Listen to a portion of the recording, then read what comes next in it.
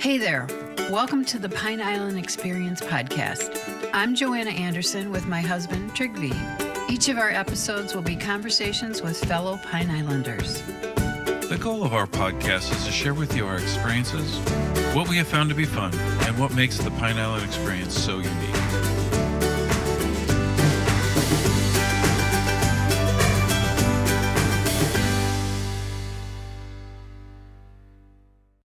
I had a friend making little seashell art, and really there wasn't a whole lot in that shop when I opened. Very very little. I just kind of made the space look smaller, so the store looked fuller. I kind of cut things off, and then I built up, and now I have a very nice collection of products and gifts, unique. And I work with Turkey. I work with an Indian import company.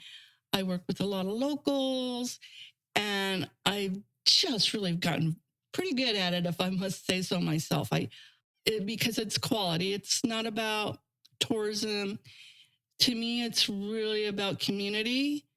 My focus is on the residents of Pine Island and earning a customer. It's not about the sales that day. It's about, did I get a customer today?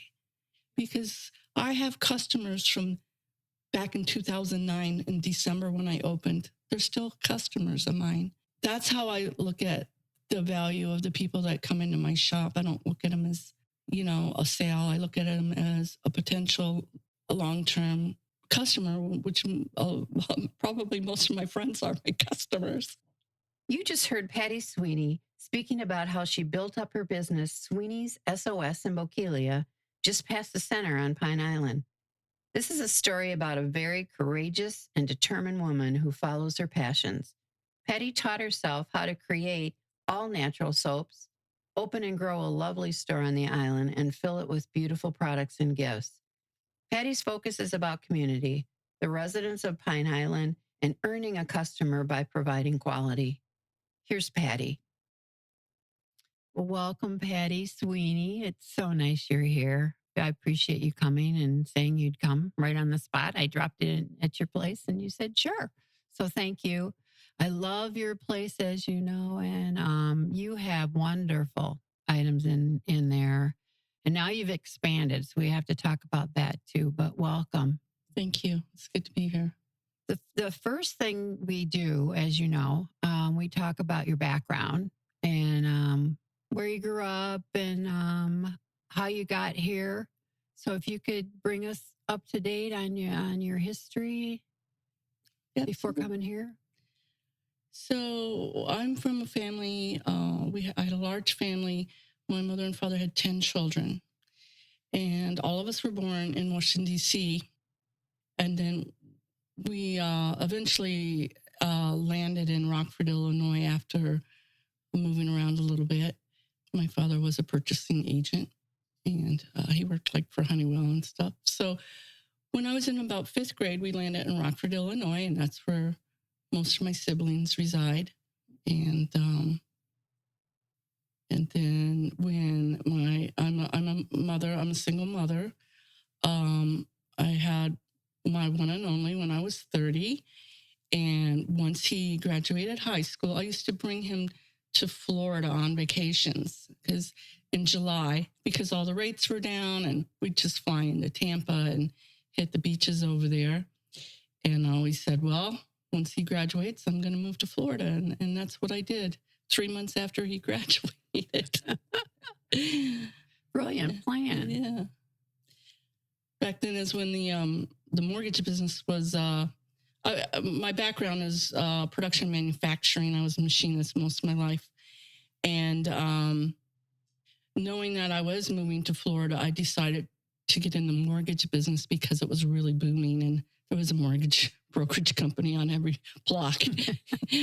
So I trained to be a mortgage loan processor in Colorado. So when I got here, I could easily find a job, and that's what I did. And I got here in 2005.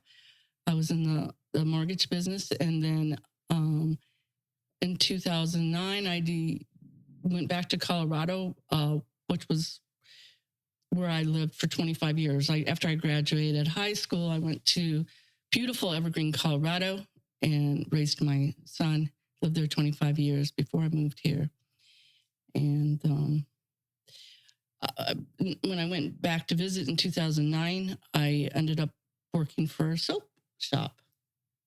I fell in love with it, and then decided that because I liked Florida and I wanted to live in Florida, and the mortgage business went in the crapper. I asked the mom and pop shop could I franchise off them. They're very successful, and she looked at me and she just said no. She says, "Why don't you just do your own thing?" And I said, "Okay, well, that's what I'll do then." And I ordered 600 bars of custom soaps to be delivered to the Flamingo Island Flea Market in Bonita Springs.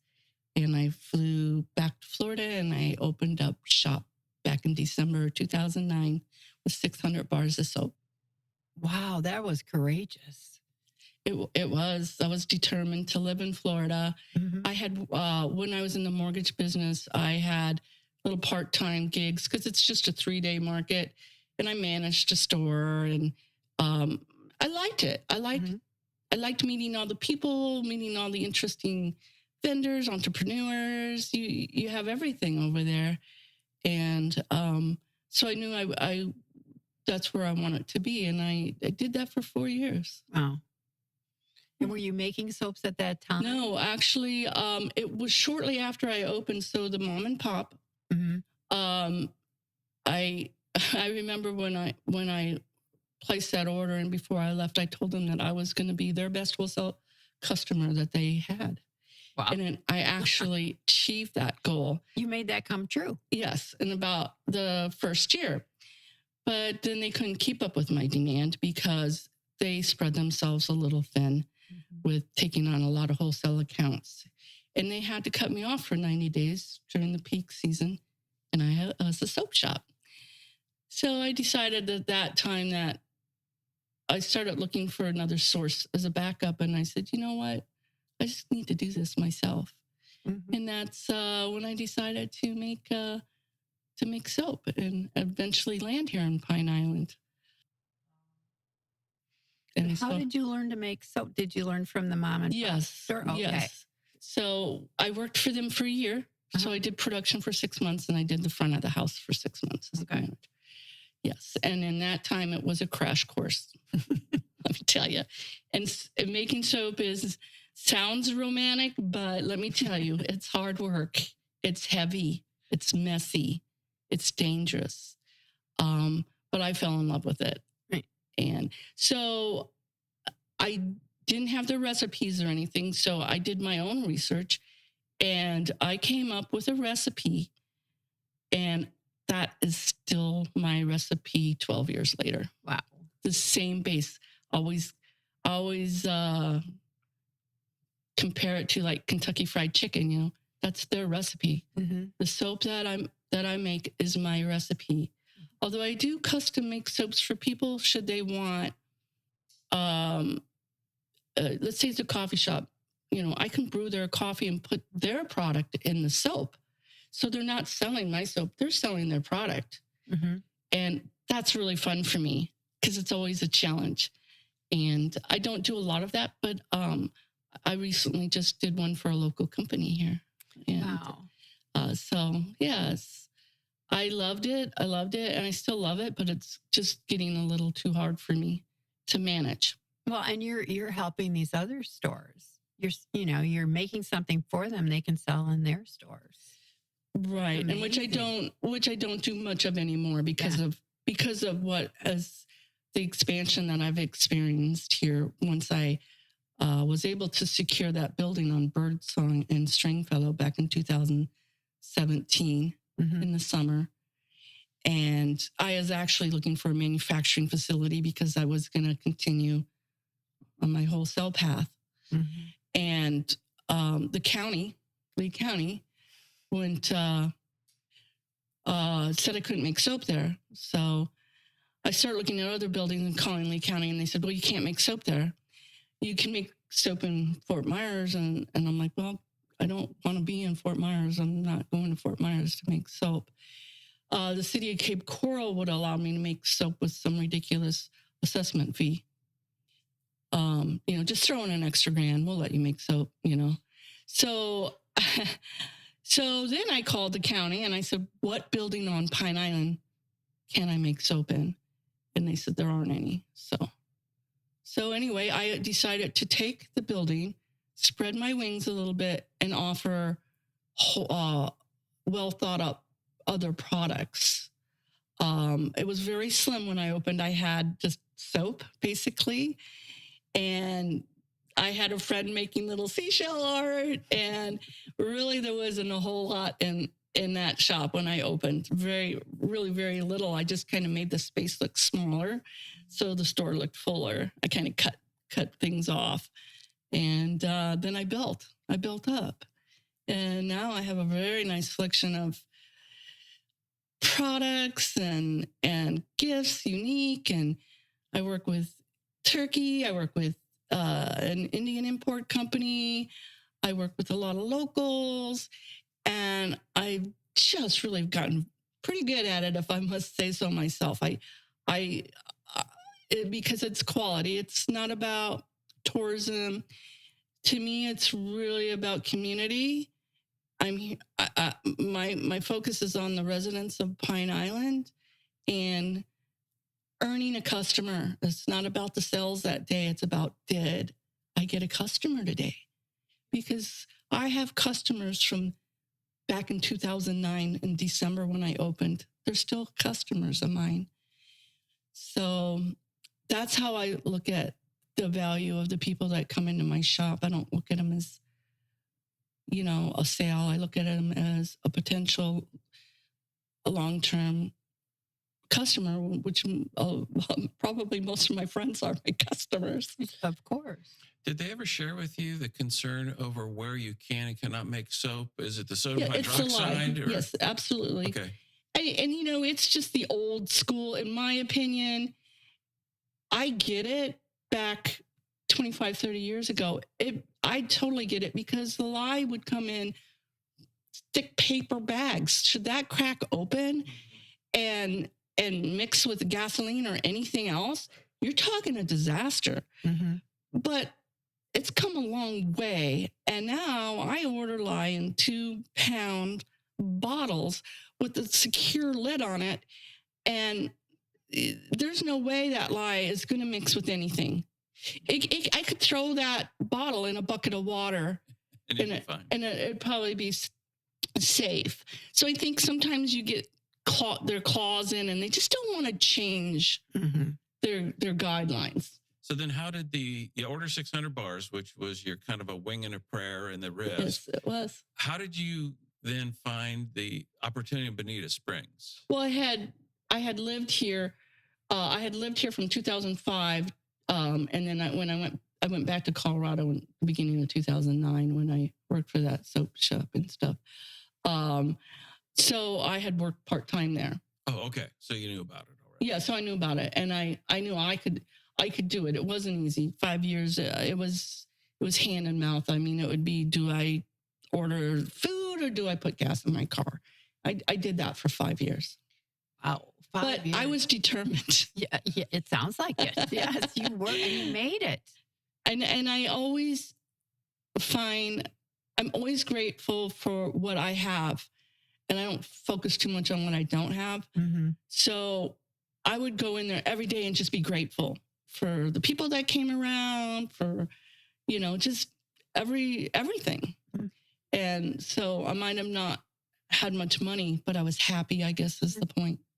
And then how did you transition then from flea market to physical building, retail location? And Bonita Springs and Pine Island, they're not far, but they're not close. You didn't move down the block. Yeah, this is one of my favorite stories because it was the start of it, really. So being at the flea market 4 years, I loved it every day. But one day I went in and I didn't like it anymore. And I'm just like, you know what? I'm not having fun anymore. Oh, So I gave my notice, and because I had earned a lot of customers, and I was focusing on the wholesale part of the business at that time, I went mobile and online. I would meet people in church parking lots on the corner of I-75 and I-9 with a brown paper bag, exchanging for money all the time. I took soaps with me everywhere. Oh, If I went to a restaurant, I would tip the waitresses with soap. I gained a lot of business from local waitresses, bartenders. I just tried to get my soap everywhere I could. But I needed a place. I needed a place at one point to make the soap. And I used to do these little, you know how you do the little shows, I call them shows or setups. I used to set up at the McGregor Country Club in Fort Myers with my soaps. I'd bring my soaps and whatever else and set up a little table there. It was very small, very quaint. They had about 8 vendors, and it was ladies' night. And anyway, this gentleman would stop at my table, and he was an entrepreneur, and he was trying to launch a small business himself. And he was from Pine Island, and he kept saying, I said, I just need a place to make soap. I just need a place to make soap. And he says, well, I have a home in Pine Island, and the whole downstairs is unoccupied. And there's a kitchen, and there's even a bedroom, and I'm not using it. You could come make soap there.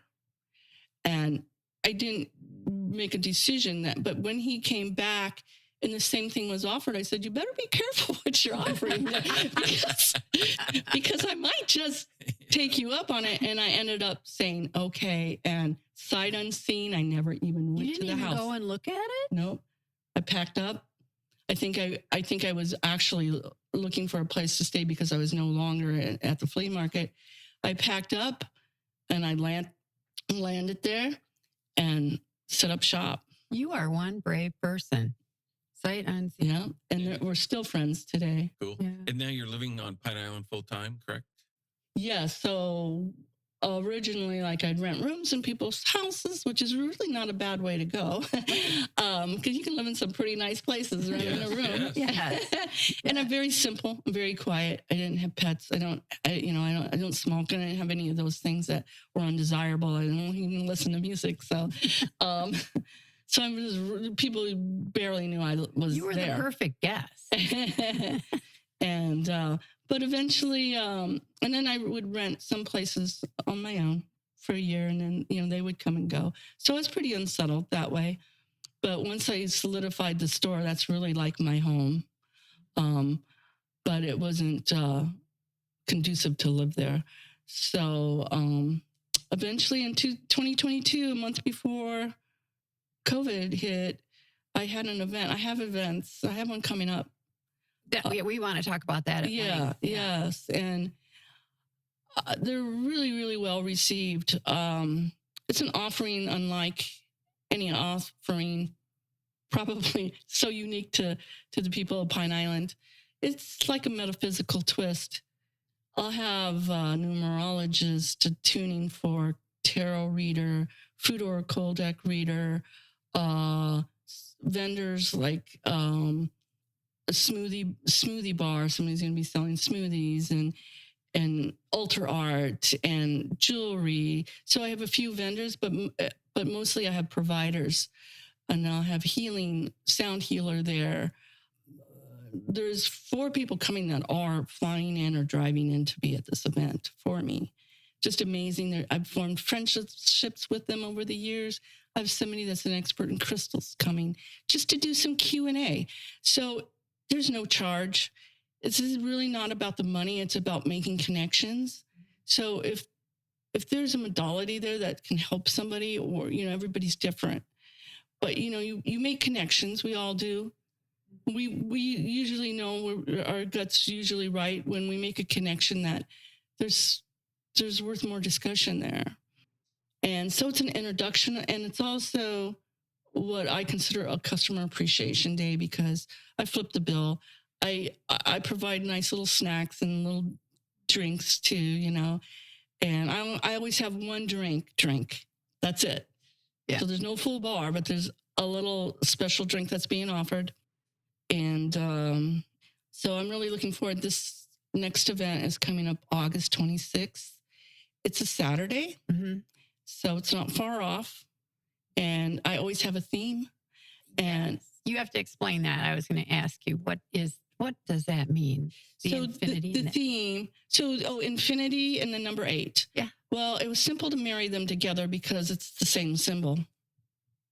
Oh, just turned the other way. And my friend, the numerologist, I've learned a lot about numbers, and infinity just kept coming to my mind. So I just decided to use those.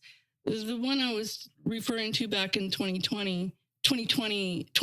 So it was a palindrome. So that's how I hyped up my event, because it was a palindrome. So February 2nd, 02. So 0202, and then it was 2020, 2020. Was that cool? Oh, that is very cool. And I was so excited about that I think the excitement is infectious in a way, because that would allow other people to get excited, to kind of rub off on them. Yeah, it's a palindrome. And so many people learn the meaning of that word. What's that? They didn't know. They didn't know until you threw that party, that event. You have lots of events. I mean, I know this one's a big one coming up for you, but you also have like pop-ups and events. Oh, yes. I do sometimes. Like this one is the first indoor one. I usually have it outside. And this is hot in the middle of the summer. So it'll be interesting because I only have so much space. I'm just wondering where the people are going to be, because it's going to be a full house. I mean, with just the vendors and the providers that are going to be there, it's going to be like, where's the people go? So I can't wait to find out how that works and flows. But I know it will. It always does. Yeah, we're looking forward to it. That's going to be great. Yeah. So you talked a little bit about your crash course on making soap, but if this translation is okay, that was learning how to follow the recipe to produce the product.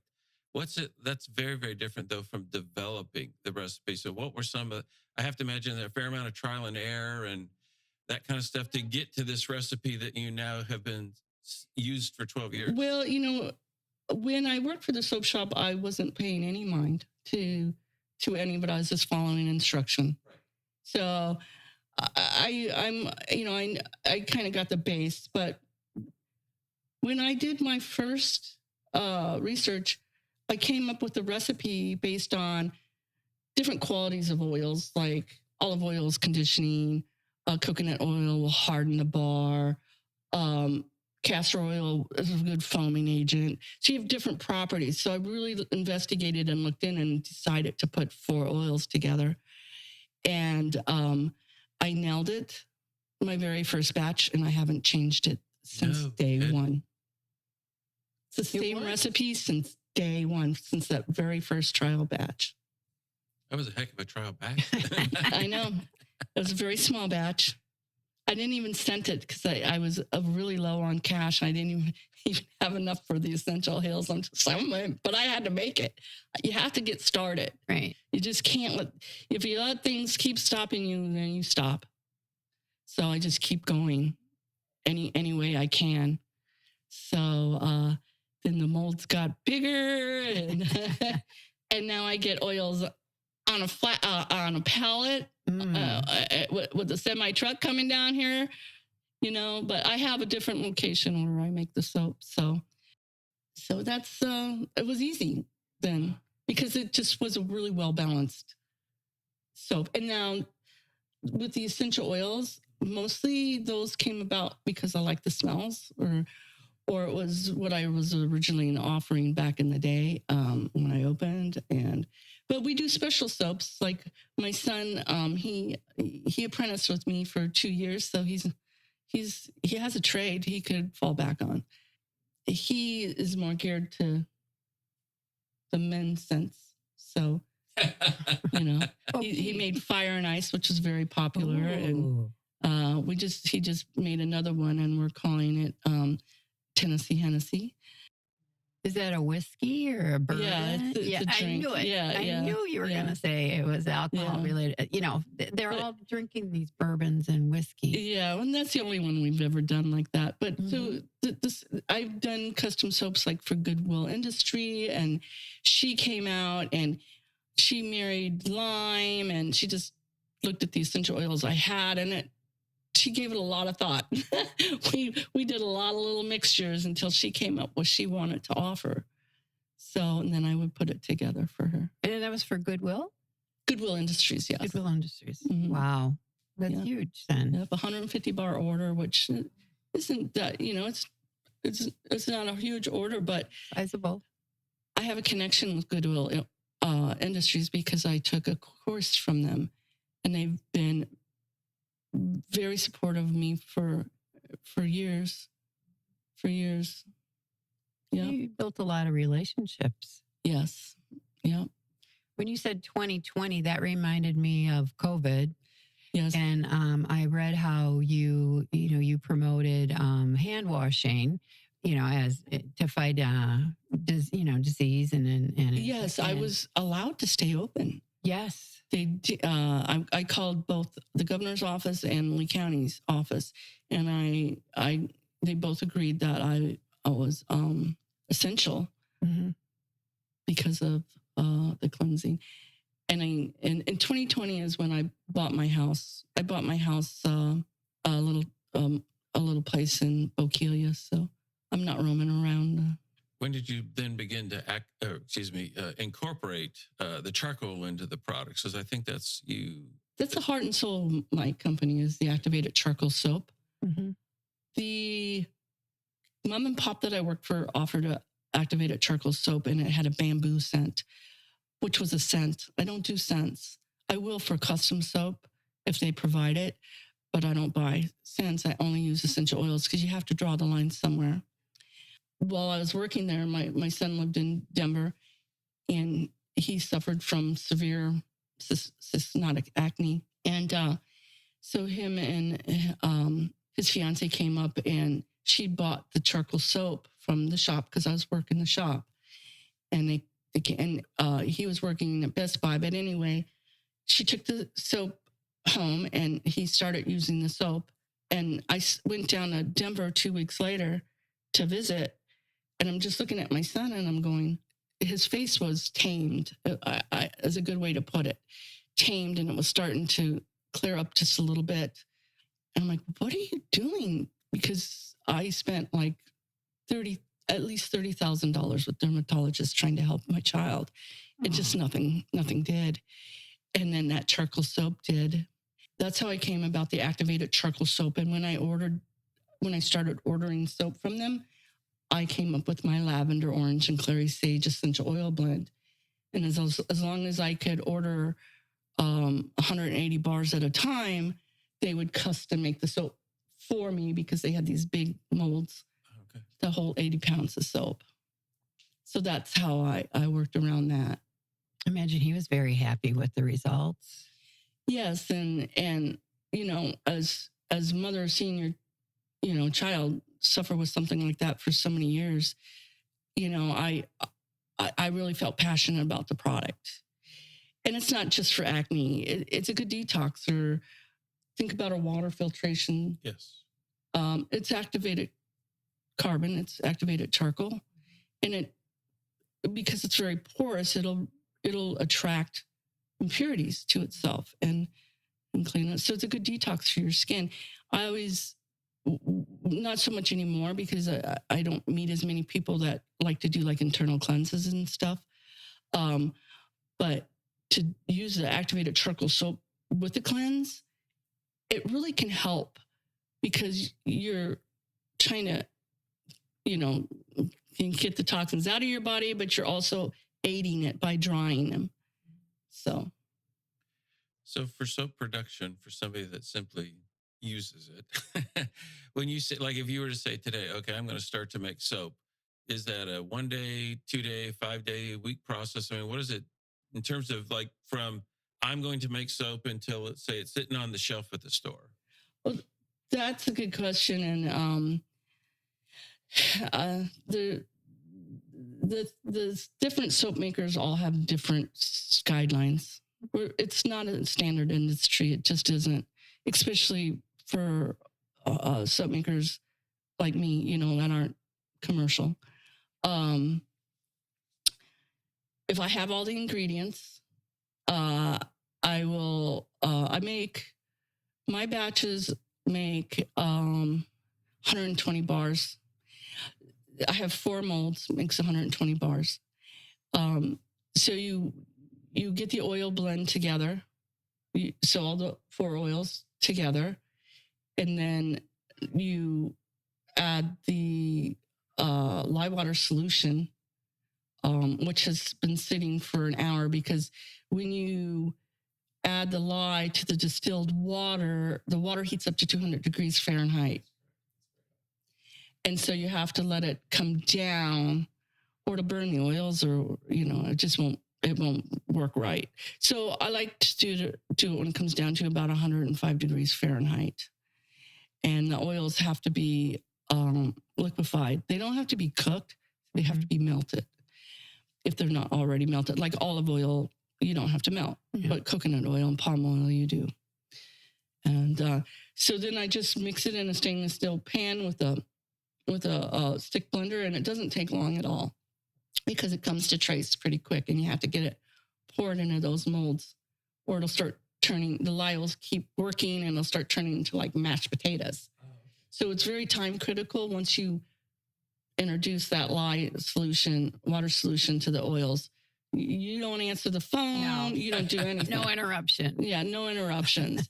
And some of the essential oils that I use, like the fire and ice I mentioned early, which is also have the activated charcoal in it, those oils are very strong. Wintergreen, clove, spearmint, and they seize.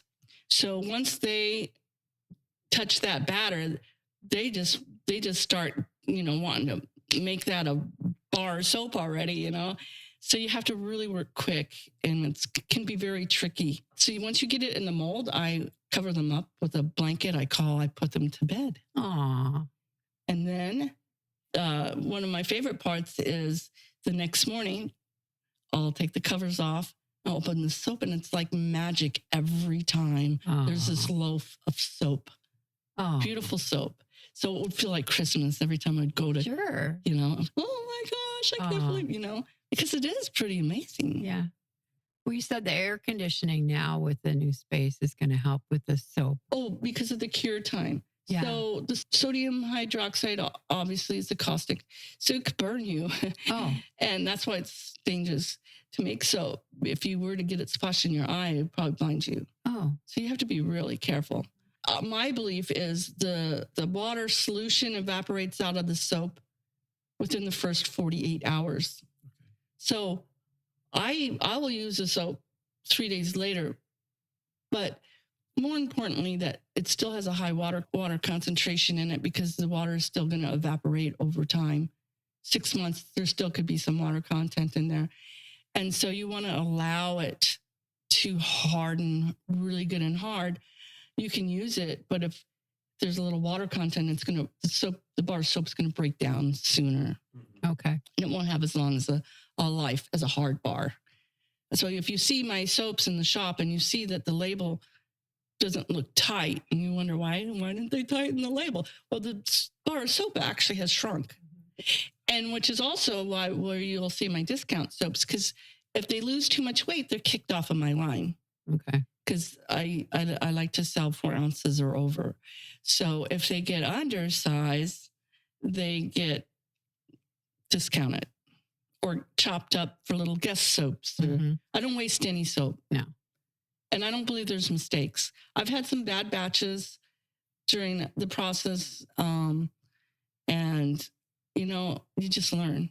It's not a mistake. It's a learning process. So you mentioned sodium hydroxide being caustic. Are you gloved up, goggled up? I mean, what kind of safety precautions? Yes, I usually have all jeans on, socks and shoes, solid foundation, gloves, goggles. It's tricky because of the fumes. They're can be very dangerous. They're very powerful, and I'm sure I've have had a lot too many fumes, but maybe that explains some things. Recently, I found a better, with the help of a friend, found a better ventilation system to use. I would actually hold my breath and stir in the lye water. I'd be holding my breath, and then I'd run out of the building to breathe because I didn't have ventilation. But now you do. Yeah, now I do. Good. I don't have to worry about you then. Right. You give your space to people, to artists, and it's so kind of you.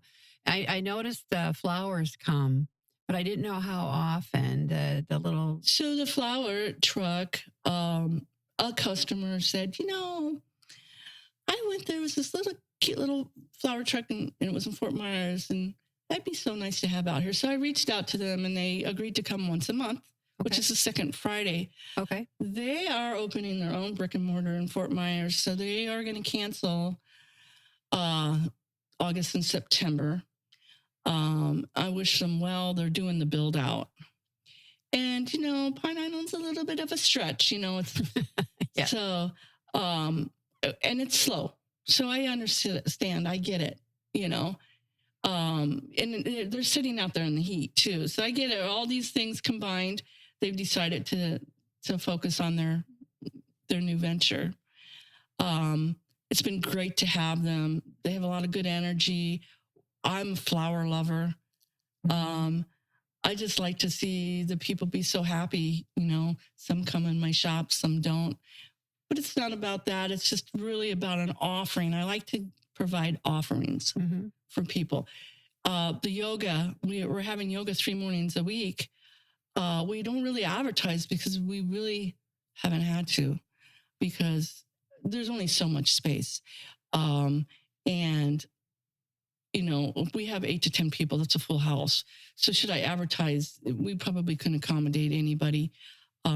It is summer. It's a little slower now. So that has been instrumental in a lot of people's lives that have just needed that community. I think it's more about community support, kind of, in a way. It's pretty remarkable. I go to yoga. Oh, sure. It's been introduced to my life, and it's enriched my life, I believe. Just the connections you make with these amazing people and talents. The one market I did before Christmas, I just thought, I'm just going to invite people to come out and just set up. Just set up and sell your wares. And people really appreciated that because it was like a one-stop Christmas shopping. Right. It wasn't just my store. It was, wow. And then somebody who specialized in Christmas ornaments, somebody was making little, I think, Deb was there with her scarves. There was just, Kelly was there with her art. Even the big guy, the shirt, Dave Connor with the Bokeelia custom apparel. This my friend that does the toggle jewelry. It was a lady that does embroidery. It was just a nice combination. Well, it was so nice of you to offer all that space for People them. really appreciate it, and I'll probably do that again come Christmas. Nice. Yeah. So back when you talk about your event on Saturday the 26th, I think we forgot to make sure people know the hours of when that will be, when they can come, etc. So we are going to host the event. It's going to open at 10 a.m. and we're going to close it at 3. And you'll just come in and you'll kind of figure out what it is you want to learn about or who you want to talk to or get a reading from. Hopefully we're going to have a woman who's going to demonstrate aerial yoga. So that's going to be out front under tent because of the sun. It's going to happen. And it's going to be in the morning. Yes. So what I decided, like with my two, the aerial yoga, have it in the morning, maybe a half hour stuff. But, if somebody's really interested, she can take them out there during the day, right? And show them or answer any questions. And the same thing with my sound healer friend driving in from Texas, which we've done a lot of sound healings at the shop because she comes to visit Pine Island. She loves Pine Island. And we met at my shop, and I had some crystal bowls for sale. And she says, "Oh, I'm a sound healer." I have bowls on the car. I said, well, bring them in. And we had a little concert right there when I first met her. And I set up a little table for her, and people would come into the shop and I'd say, we're having a sound concert. Welcome, and they can do their shopping or whatever, or listen. And so because she has a gong now, it's very loud. I'm also going to have her at a particular time, because I don't think you can have the gong going the whole time. And she'll stay set up to answer any questions, and people can ding the bowls or stuff. But I really want her to give the full on concert, for a short time there. I think you're doing mini massages, I read. Yes, we're gonna have massage therapists there, and she will be doing. I'm not sure how she's gonna do that, but of course it'll be, limited, but obviously. So it'll be her thing. Yeah, yes, can drop by. I like how he can just come in and walk around and look. And... Yes, and there'll be door prizes and raffles. Wow. Oh. And although I said I flipped the bill this year, I've decided I'm going to do a 50-50, and I am going to try to recoup. So I usually don't in the past, but I'm going to do a 50-50, and everything's transparent. I hey, it's going to me. I'll pay for the food, and cover the expenses. And so I think that's okay, That's a clever business. Because I'm not charging people to come in the door. Right. And the people that do the readings, they are accepting love donations. So you give what you feel. Most people that are familiar with these kind of know the industry standard. So some don't, but that's okay. You just give what you can, if you can, and what value you put on it, And so they can walk away with something. And then the vendors that'll be there are selling the ultra art, the jewelry, the smoothies. I'm leaving out somebody. They will be photography, I think. Yeah. Oh, I'm glad you said that. Well, I wrote this all down. Oh, the photographer. Yes, our local photographer, Michelle Murphy, and she had a brainstorm the other night, and I think she's going to be offering a portrait. Oh, so we'll get her a backdrop. That'll be a big hit. And I think she's going to offer. We have her art hanging up in there now, so she'll be able to sell her art and talk about her art and how she gets the pictures. It's mostly nature pictures, lightning. She's very passionate about her lightning shots and stuff. But I thought the portrait would be really fun for people. Very fun. Yeah. Can you sell her photography? Yes, I sell her photography. Yes. Speaking of art and photography, or this isn't photography, but your murals that's done on the building by a local artist. Yes, Roland. Yes, that's fabulous. Yes, Wendy and Roland are friends of mine. They're great customers. And so Roland did a mural of, I think it was Ukraine president or something in Fort Myers. It was a big deal. It was on news. And anyway, so when I wanted a mural, and I thought, why not have a local do it? And I thought of Roland. And that started something, because he's done the Eagle's Nest and he's done the one in Matlacha. They're beautiful. Yeah. It just was the right fit. I mean, why not do business with somebody that does business with you? Sure. It's just the perfect balance. Mm-hmm. You've already got a lot of plans, obviously, but any other future things that you're willing to discuss, or things that you've kind of got in the hopper, but, won't do maybe till season comes or later in the year kind of thing? Well, I'm just really, I'm hoping to do another big indoor-outdoor event. My mother's birthday, March 3rd, and that'll be nice because you really need the outside. And I'll have a ring date, so because it'll have a lot of effort in that one. Will be pretty big. March 3rd is a good time of year here. It is a good, and I believe it's a Sunday, which I like too. Oh, nice.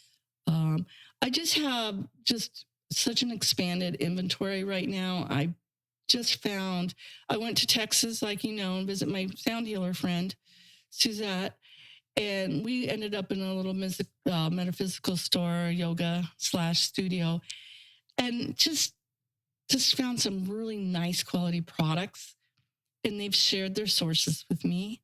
So I'm excited to have new found sources for some stones and bowls and stuff like that. So other than that, no big plans. Okay. And when's the store actually open for people that want to come browse and hopefully purchase? So the summer hours are Tuesday through Saturday, 11 till 4 during the week, and Saturday I close at 3. So that's going to change. That'll change in October. When they all come back. And yeah, well, yeah, I was very, if hopefully they can come back. I'm hoping I've been a one-person show this entire time. I've never had an employee.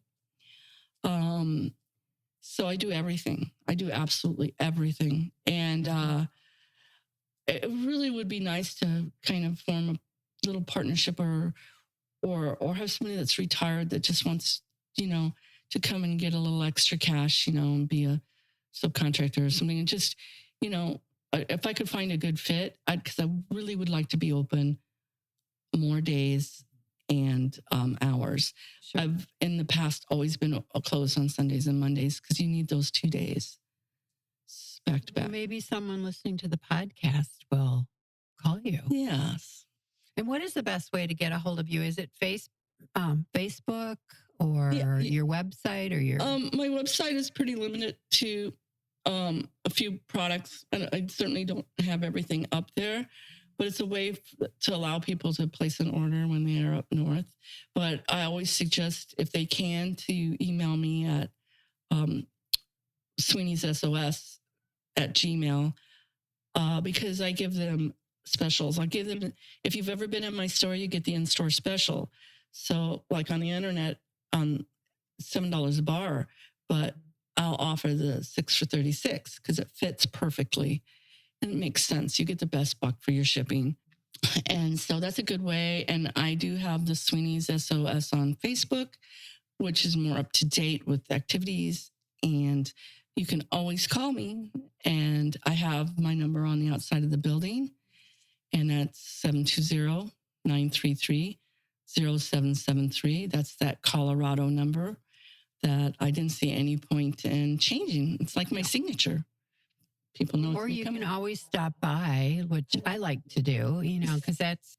Yes. Stop by. Because you don't know what you're missing unless you go in there. Stop by, come and check me out and see what the merchandise is. If you don't buy anything, don't feel bad. It's all about, you'll be able to see what I'm offering. Just give me that chance. And then for the gentlemen out there, if you don't want to go off island at Christmas time, and who wants to do that? Yeah. I'll put the gift set together with the little gift tag. Should I have time? I get pretty busy.